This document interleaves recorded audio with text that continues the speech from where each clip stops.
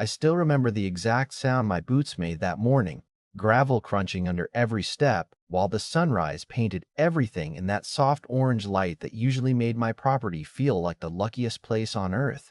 Except that morning something felt wrong before I even knew why. Maybe you've had one of those moments where your gut notices trouble before your eyes do. Mine certainly did.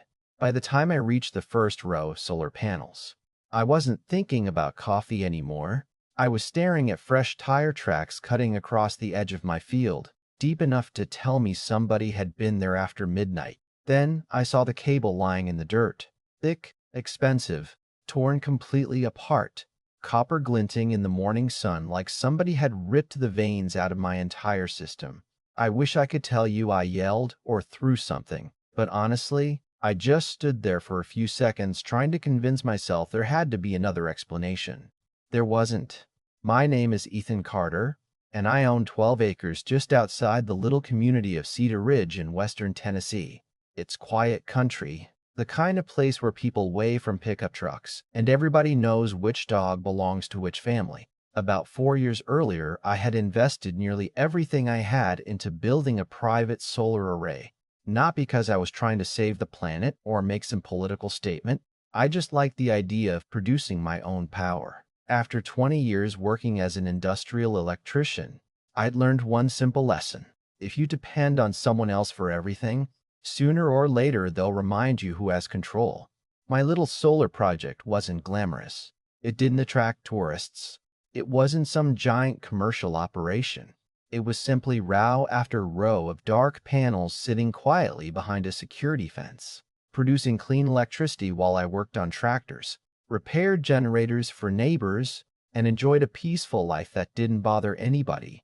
Well, almost anybody. The neighborhood next door had an HOA, and from the day my first panels went up, certain people acted like I'd personally ruined their view forever. Never mind that my property wasn't inside their subdivision. Never mind that they had absolutely no authority over my land. They still complained. First it was rumors about reflected sunlight. Then they claimed my equipment lowered property values. Later, someone started telling new homeowners that my system was dangerous during thunderstorms. None of it was true. But facts don't always matter once pride gets involved. The loudest voice belonged to a man named Grant Holloway, president of the Cedar Ridge Homeowners Association. Grant had one of those polished smiles that somehow felt more threatening than an angry face. Every conversation with him sounded friendly until you replayed it later and realized every sentence had been a warning wrapped inside a compliment. A few months before everything happened, he stopped by my gate wearing loafers that definitely weren't made for gravel roads. "Beautiful setup," he said, looking over the fence. "Be a shame if something happened to it." I laughed because I honestly thought he was joking. "It's insured," I replied. He smiled wider. "Insurance doesn't fix headaches." Then he got back into his SUV and drove away. I remember standing there thinking, what a strange thing to say. After that, little things started happening. Anonymous complaints reached the county. Inspectors showed up for issues that didn't exist. Somebody left nails near my driveway twice in 1 month. Once, someone even sprayed orange paint on the outside of my fence. None of it caused serious damage, but it sent a message. Somebody wanted me to feel watched. I refused to play the game. Instead of arguing at HOA meetings I couldn't even legally attend, I upgraded my security system. New infrared cameras, motion sensors, battery backups, remote cloud storage. My brother teased me, saying I'd turned my property into Fort Knox. I told him experience had taught me something simple. Cameras are cheaper than lawyers. Turns out I needed both. Standing there beside those severed cables, I pulled out my phone and opened the security app before calling anyone else. My hands were surprisingly steady, probably because my brain had already switched into work mode. The timeline showed movement a little after 2 in the morning. 2 figures climbed through a gap beneath the fence wearing dark hoodies and face coverings. One carried a large pair of insulated cutters. They moved with confidence, not like thieves looking for valuables, but like people who already knew exactly what they wanted to destroy. They never touched a single panel. They went straight for the main distribution lines. Cut. Walk, cut again, walk. Third cut, system offline. Less than 5 minutes. Professional. Deliberate. Then one of them looked directly toward the camera, almost as if he believed the darkness would hide him forever. He was wrong. My upgraded infrared lens captured every movement in sharp detail, and when I zoomed in frame by frame, something caught my attention that had nothing to do with his face. It was the watch on his left wrist, an expensive stainless steel model with a bright blue dial I'd seen dozens of times before. My stomach tightened because I suddenly knew exactly whose wrist I was looking at, and everything I believed was about to change.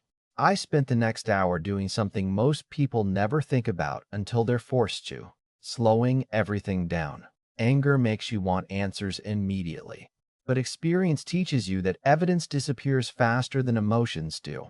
So instead of calling Grant Holloway or marching into the Cedar Ridge clubhouse, I made copies of every camera file, backed them up onto 2 external drives, uploaded another copy into secure cloud storage, then walked the property with my phone recording every damaged cable before touching a single thing. My old foreman used to tell me, if you ever end up in court, don't tell people what happened. Let your evidence do the talking. Those words echoed in my head all morning. Around noon, I called someone I trusted. Not an attorney at first, but a forensic electrical inspector named Allison Pierce. We'd worked together years earlier after a lightning strike destroyed half the equipment at a manufacturing plant. Allison wasn't impressed by rumors or opinions. She believed measurements, photographs, and paperwork. When she pulled into my driveway, she climbed out carrying 2 tool cases and a clipboard, looked over the damage without saying much, then crouched beside the severed conductors for nearly 10 minutes. Finally, she stood up and shook her head. This wasn't random. How can you tell? I asked. She pointed toward the cable ends. See these cuts? They're clean. Whoever did this knew exactly which lines would disable the entire system with the least amount of work. They weren't stealing copper. They were trying to shut you down. Hearing somebody else say it somehow made everything feel heavier. She spent the rest of the afternoon documenting every inch of the damage, checking the inverter logs, reviewing the security footage frame by frame, and every few minutes she'd stop the video, zoom in, then quietly make another note on her clipboard. Finally, she looked over at me. Do you know this man? I didn't answer immediately. Instead, I asked, what makes you think it's a man? She smiled slightly. Height, gait, shoulder width, dominant hand, and that watch. I nodded. Yeah, I know him. She looked back at the screen. Then you're going to want a lawyer before you confront him. By the following morning, my attorney, Daniel Brooks, had watched the footage 6 times. Daniel wasn't loud or dramatic. He had the annoying habit of becoming calmer every time the situation became worse. Most lawyers get excited when they think they have a strong case. Daniel got quieter. That usually meant somebody else was about to have a very bad month. He leaned back in his chair and asked one simple question. Has the HOA ever tried to interfere with your property before? I laughed. How much time do you have? For nearly 2 hours, we built a timeline. Anonymous complaints, county inspections, vandalized fencing, false reports, threatening conversations, even Grant's strange comment about insurance not fixing headaches. Daniel didn't interrupt once. When I finished, he tapped his pen against the legal pad. This isn't about solar panels. Then what is it? Control. That single word explained 4 years better than anything else could have. Some people can't stand being reminded there's a place where their authority ends. The next surprise came 2 days later when Allison called me sounding more excited than I'd ever heard her. I think you need to see this. At her office, she spread several documents across the conference table. Remember that security company? She asked. The one we saw in the footage? I nodded. I pulled their licensing information. She slid one document toward me. They're licensed for neighborhood patrol, not infrastructure enforcement. Then another document. Here's where it gets interesting. It was a payment authorization signed by Grant Holloway himself, not by the HOA treasurer, not approved during an open board meeting. Just Grant's signature, authorizing thousands of dollars paid to a private contractor under something described as community protection services. Can he even do that? I asked. Allison smiled.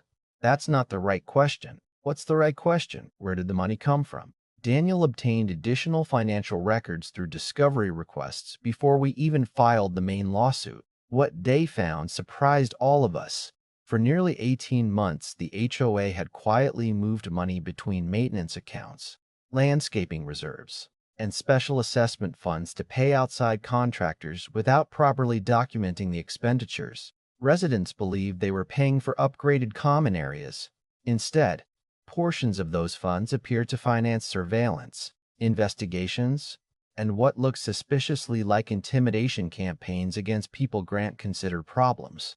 Daniel leaned across his desk after reading the accounting report. Ethan, this case just got much bigger. We officially filed suit against Grant, the security contractor, and the homeowners association later that week. Most people think lawsuits begin with dramatic courtroom speeches. They don't. They begin with paperwork. Mountains of paperwork. Affidavits, inspection reports, damage assessments, engineering evaluations, financial audits. Every page another brick building a wall that eventually becomes impossible to ignore. News spread through Cedar Ridge faster than I expected. Some neighbors avoided looking at me when we crossed paths in town. Others quietly pulled me aside inside the hardware store or grocery parking lot. An older woman named Martha whispered, "You aren't the only one he's threatened." A retired Marine admitted Grant pressured him into removing a workshop that county officials later confirmed had always been legal. A young couple showed Daniel emails warning them not to question HOA spending during annual meetings. Piece by piece, what looked like one act of vandalism started revealing years of fear hiding underneath polished neighborhood newsletters and cheerful barbecue events. Then came the state investigators. I hadn't called them.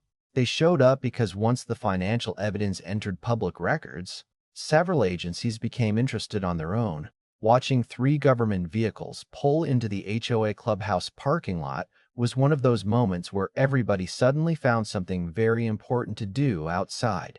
Residents stood on sidewalks pretending to walk dogs while secretly watching investigators carry boxes of financial records out the front entrance. Grant still acted confident. In fact, he seemed almost amused when we crossed paths outside the clubhouse one afternoon. "Still chasing conspiracy theories?" he asked with that familiar polished smile. I shrugged. "Not anymore." "You really think a few blurry videos are enough?" I looked at him for a second before answering. "They're actually incredibly clear." His smile tightened just enough for me to notice. "You'll see." "No," I replied quietly. "I think you will." The breakthrough arrived less than a week later. Daniel called me just after dinner. "Sit down," he said. "Whenever a lawyer starts a conversation like that, you listen. We've obtained the contractor's internal communications." And there was a pause. One of the supervisors kept every email. I felt my pulse speed up. "What do they say?" Daniel exhaled slowly. "Grant didn't order increased patrols. He specifically instructed them to disable your solar operation without leaving evidence connecting it back to the HOA. I closed my eyes. "You're kidding." I wish I were. The emails included discussions about avoiding fingerprints, entering through the rear fence line, and making the damage appear like ordinary vandalism. One sentence hit me harder than everything else. It read, "Make sure Carter spends enough money repairing it that he finally gives up and sells the property." I must have read that line 20 times. It wasn't about my solar farm. It wasn't even about electricity. They wanted my land. My 12 acres sat directly beside an undeveloped section the HOA had hoped to expand into for years. And as long as I stayed exactly where I was, those plans remained stuck on paper. Suddenly every complaint, every inspection, every nail left in my driveway, every fake rumor made perfect sense. This had never been personal at first, until I refused to leave. Now it was. And for the first time since those cables were cut, I realized something that completely changed how I looked at the fight ahead. They hadn't just underestimated my security cameras. They'd underestimated how dangerous the truce becomes once enough honest people decide they're finally tired of staying quiet. The courtroom turned out to be a lot quieter than I'd imagined. Television teaches you to expect shouting, dramatic objections, and surprise witnesses bursting through the doors. Real life isn't like that. Real life is slow, almost painfully slow, because the truth usually wins one document at a time. By the morning the hearings began, Grant Holloway looked nothing like the polished HOA president who had once leaned against my gate wearing that expensive smile. His suit was still tailored, but it hung a little looser, and for the first time since I'd known him, he avoided eye contact. His attorney argued that the entire incident was nothing more than independent vandalism committed by overzealous contractors acting without authorization. It sounded convincing, right up until Daniel stood up and projected one email after another onto the courtroom screen. Every message carried the same unmistakable trail: Grant's approval, Grant's instructions, Grant's signature. Then came the surveillance footage. The room stayed silent as the infrared video played across the monitor. There wasn't any dramatic music. No narrator explaining what everyone was seeing. There didn't need to be. The timestamp glowed in the corner. 2014 a.m. Two men slipped beneath my fence. 3 minutes later, one of them turned just enough for the camera to capture the blue-faced watch reflecting the infrared light. Daniel paused the video beside a close-up photograph taken during an HOA board meeting 6 months earlier. Same watch, same scratch across the bracelet, same tiny dent near the clasp. Grant's attorney stopped taking notes.